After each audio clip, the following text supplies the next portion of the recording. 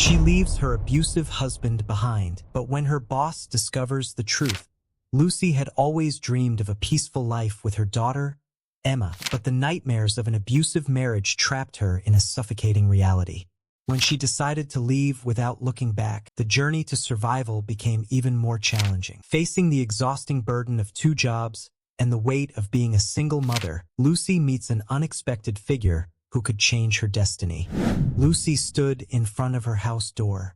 Her heart pounded in her chest, almost as if it wanted to escape, just like she did. The small house, which had once been a place of dreams, had now become a prison. Looking out the window, she saw her daughter Emma playing with a rag doll, the same one that had been her favorite for years, now faded and worn. Lucy sighed. The decision to leave had been made. She knew she could no longer bear the burden of living with Thomas, her husband, a man who no longer had any trace of the love he once promised her. The vows of protection, respect, and eternal love had dissolved in fights and his heavy hands. The nights were long and silent, but filled with fear. Whenever he came home drunk, Lucy knew she could expect insults, shouting, and, on some nights, blows. This has to end, Lucy thought as she watched Emma play innocently, unaware of the burden her mother carried. All Lucy wanted was for her daughter to grow up in peace, far from violence and pain. She knew that, for that to happen, she would need to be strong and courageous like never before. Determined, Lucy pulled an old suitcase from the closet. She began filling it with clothes for herself and Emma, not thinking much about what she was packing, only feeling the urgency to leave. As she folded one of her daughter's dresses, Emma entered the room with the doll in hand. "Mommy, why are you packing a suitcase?" the little girl asked, looking curiously at her mother. Lucy knelt in front of Emma, taking her daughter's hands in hers. "Sweetie, we're going on a trip, just you and me. We're going somewhere where we'll be very happy, I promise." Emma's eyes lit up. "Are we going on an airplane?" Lucy gave a sad smile and stroked her daughter's hair. "No, my love, not by airplane. But it will be an adventure, you'll see." After packing everything they would need, Lucy grabbed a piece of paper and a pen. She hesitated for a moment but knew she had to leave something for Thomas, a brief, no-nonsense farewell. She wrote only, "Thomas, I'm leaving with Emma. We're not coming back." She left the note on the dining table, where he would surely find it when he came home from work. With Emma's hand in hers, Lucy left the house for the last time. The night wind blew softly on her face, as if the world around her was aware of her decision. As they walked toward the bus station, Lucy glanced back one last time at the house that had held so many good moments but now only brought pain. She knew Thomas would be furious when he found the note, but for the first time in years, she didn't care. At the bus station, Lucy bought 2 tickets to the neighboring town, the most she could afford with the few dollars she had in her pocket. The bus departed, and as the lights of the town where she had lived for so many years faded on the horizon, Lucy felt a mix of fear and relief. She was finally free, but what would the future bring? They arrived in a small, unfamiliar town. Lucy found a modest apartment to rent with the little money she had. It wasn't big, but it was safe and, above all, far from Thomas. To survive, Lucy took on 2 jobs, waitress at a cafe during the day and cleaner at a factory at night. The routine was tiring and exhausting. The days dragged on, and the physical exhaustion often felt unbearable. At night, Lucy lay next to Emma, listening to her daughter's soft breathing. Though her body was at its limit, her love for her daughter kept her strong. Emma was her purpose, the reason she kept going. One night, as she stroked Emma's hair, the little girl murmured with her eyes half closed, "Mommy, you always take care of me, even when you're tired." Lucy smiled with tears in her eyes. "Yes, my love. I'll always take care of you." The weeks became an exhausting repetition of long days and short nights.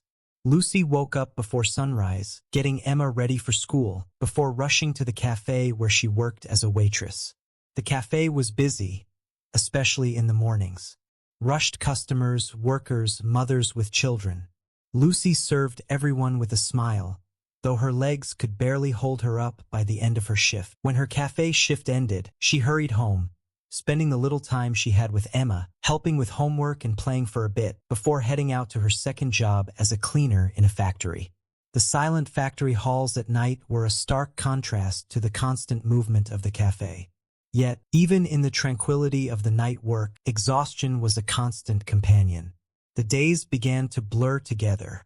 Lucy felt like she was living in a haze of fatigue. Her body ached in ways she didn't know were possible, and sometimes, when she looked in the mirror, she barely recognized herself. The deep circles under her eyes and her hunched shoulders from the weight of responsibilities told the story of a woman on the brink of exhaustion. One of those days, while serving a table at the cafe, Mr. Carter, her boss, was watching her. He was a middle-aged man, always serious and business-focused, but Lucy had noticed that in recent days, he seemed more attentive to her, as if he sensed something was wrong. She was about to take a tray to a table when suddenly, everything around her seemed to spin. Lucy barely managed to place the tray on the counter before feeling her legs give way. She went to the storeroom and, without realizing it, fell asleep for a few minutes, leaning against the stock boxes. The sound of the door opening abruptly woke her. Mr. Carter stood there with a stern look on his face. Lucy's eyes widened, her heart pounding in panic.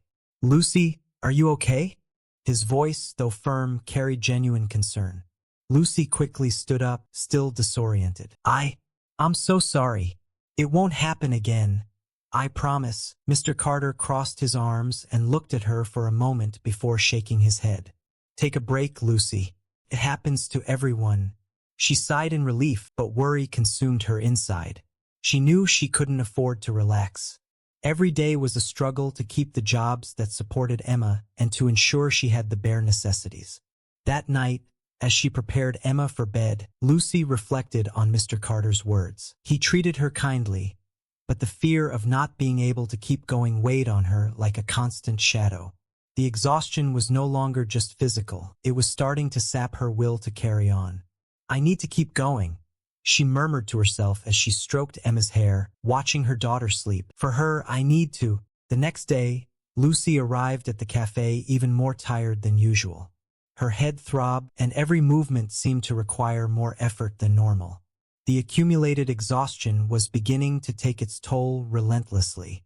She had barely slept the night before, tormented by thoughts of bills to pay and the constant worry that she wasn't enough for Emma. Shortly after her shift ended, Mr. Carter asked to speak with her in his office again. But this time, Lucy entered without fear, feeling calm. She knew she hadn't done anything wrong. "Lucy," Mr. Carter began, sitting across from her with a smile that indicated something more than just a work conversation. "I've been thinking a lot about your situation and the work you've been doing here at the cafe. You're an exemplary employee and have an impressive work ethic, but I know the load you're carrying is too heavy." Lucy frowned, not sure where the conversation was heading. "I'm doing the best I can, Mr. Carter," she said, still not understanding. He nodded, leaning forward with a serious yet caring look. "I know you are, and that's why I want to offer you something better. I have an administrative position here at the cafe. It's a job with more responsibility, but the pay is better. With it, you could quit your second job and have more time to spend with Emma." Lucy felt a shock course through her body. I don't know what to say. This would change everything for me." Mr. Carter smiled, seeing the impact of his words. "You deserve it, Lucy. I see how much you dedicate yourself to your work and to your daughter, and I think it's time you had a little more peace. What do you say?" Tears welled up in Lucy's eyes, but this time they were tears of relief. She hadn't known that anyone, besides herself, could think so carefully about her well-being. With a choked voice, she muttered her thanks, still unable to believe what was happening. In the days that followed, Lucy began the transition to her new position. The work was different, requiring a level of focus she wasn't used to, but she quickly adapted. More importantly, the new hours and better pay allowed her to spend more time with Emma, who now saw her mother more rested and present. Over time, Mr. Carter became more than just a boss. He became a trusted friend, a father figure to Lucy, and a sort of grandfather to Emma, who had grown fond of him as if he had always been part of their lives. Lucy began to believe that, for the first time since she had left Thomas, She was on the right path. Life, though still full of challenges, finally seemed to offer a chance for true happiness. The conversation with Mr. Carter brought Lucy a sense of relief she hadn't felt in a long time. Although the exhaustion was still there, the simple certainty that she wasn't alone in her struggle for survival brought her a momentary peace. However, the weeks that followed were just as exhausting. Even with Mr. Carter's support, Lucy continued to face the same difficulties: bills to pay, long work hours, and the constant worry of being solely responsible for Emma. One Saturday morning, as she was making breakfast for Emma, an idea came to her. She watched her daughter happily eating a bowl of cereal when a memory came to mind. Her grandmother, whenever she wanted to express gratitude, would prepare simple dinners filled with love for the people who had helped her. Lucy smiled to herself. Maybe it was time to return the kindness Mr. Carter had shown her, not with words, but with a sincere gesture. Decided, she called Emma over. "Sweetheart, how would you feel about inviting Mr. Carter over for dinner at our house? He's been so kind to us, and I think it would be a nice way to say thank you." Emma's eyes sparkled with excitement. "Yes, Mommy. I'll help you prepare everything." With the plan in mind, Lucy waited for the right moment the next day to approach Mr. Carter. At the end of her shift at the cafe, while he was closing out the register, Lucy nervously approached. The invitation was on the tip of her tongue, but the words were slow to come out. "Mr. Carter, I wanted to ask you something," Lucy began, trying to keep her voice steady. "I'd like to invite you to dinner at my house. It's nothing fancy, but it would be a way to thank you for all the help and understanding you've given us." Mr. Carter, caught by surprise, raised his eyebrows for a moment before smiling softly. "Lucy, it would be an honor. I'd love to visit your home and, of course, meet your daughter." "How about tomorrow night?" Lucy agreed, feeling a warm glow in her chest. She went home feeling excited, and the next day, she dedicated herself to preparing everything as best she could. Her home was simple, but she always kept it impeccably clean and tidy, a reflection of her dedication. The dinner would be modest: roasted chicken, rice, and a fresh salad that Emma loved. When Mr. Carter arrived at the agreed-upon time, Lucy greeted him with a shy smile. He stepped into the small house, looking around with curiosity. The walls were decorated with Emma's drawings, and small flower vases brightened up the corners of the living room. "This house has so much life," he commented, admiring the details. "It's simple but full of love. You can see the care in every corner." Emma, initially shy, soon warmed up to Mr. Carter's warm demeanor. He asked her about school, her drawings, and soon they were laughing and chatting like old friends.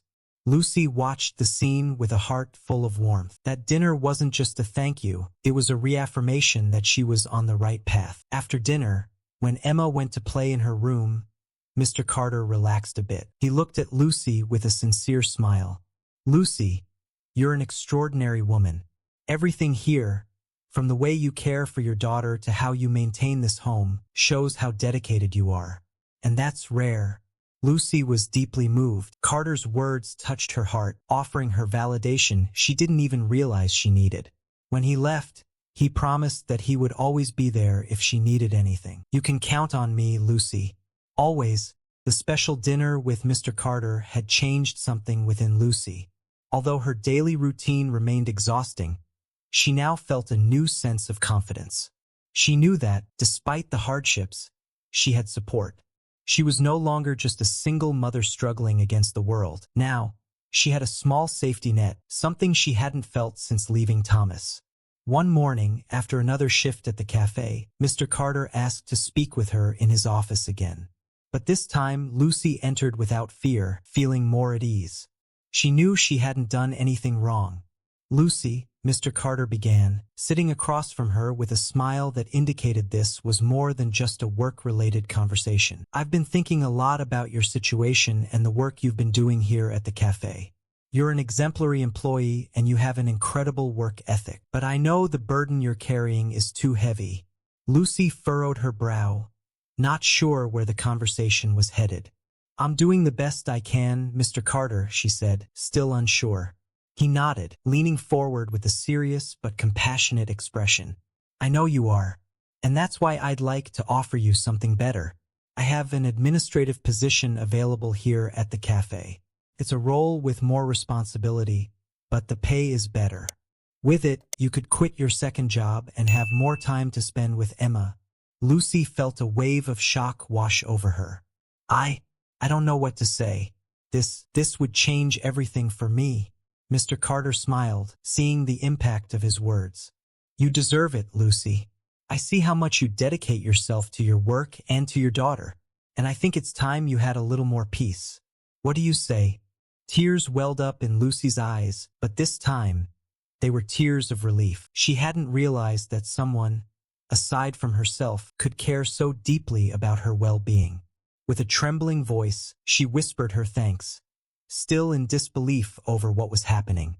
In the days that followed, Lucy began transitioning into her new position. The work was different, requiring a level of concentration she wasn't used to, but she quickly adapted. More importantly, the new hours and better pay allowed her to spend more time with Emma, who now saw her mother more rested and present. Over time, Mr. Carter became more than just a boss. He became a trusted friend, almost a father figure to Lucy, and a kind of grandfather to Emma, who adored him as if he had always been part of their lives.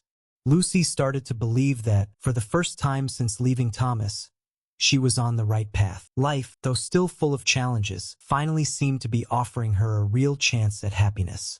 Months passed since Lucy had taken on her new position at the cafe. Life had become more peaceful, something that seemed almost unbelievable to her. There was no longer a rush between two jobs, and the nights were spent with Emma, playing, reading stories, or simply enjoying each other's company. Emma thrived at school, always excited to tell her mother about her day, her new friends, and the projects she was involved in. For Lucy, seeing her daughter happy and safe was all she had ever wanted. She knew, without a doubt, that she had made the right decision by fleeing from Thomas and rebuilding her life far from him. But that tranquility was interrupted by unexpected news. Mr. Carter, who had always been healthy and energetic, began missing work. At first, it was just a day or two, but soon his absences became more frequent. Worried, Lucy went to his house one Saturday afternoon.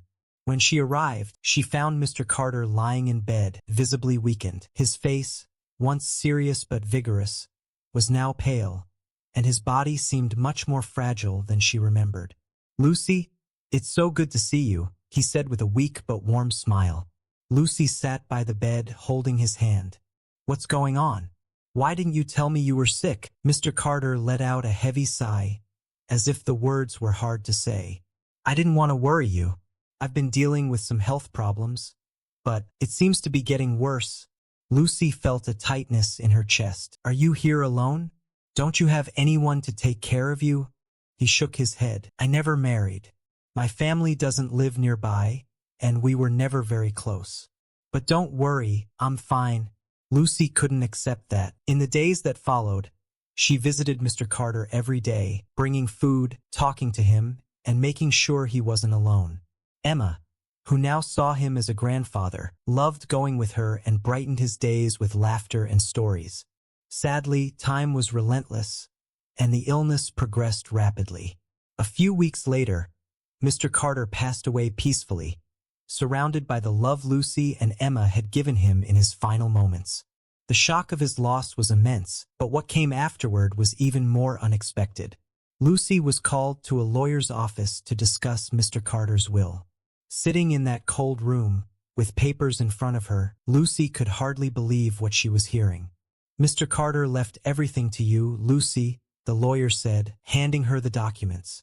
"The cafe, the house, all his assets. He wanted to ensure that you and Emma were taken care of." Lucy could barely hold back her tears.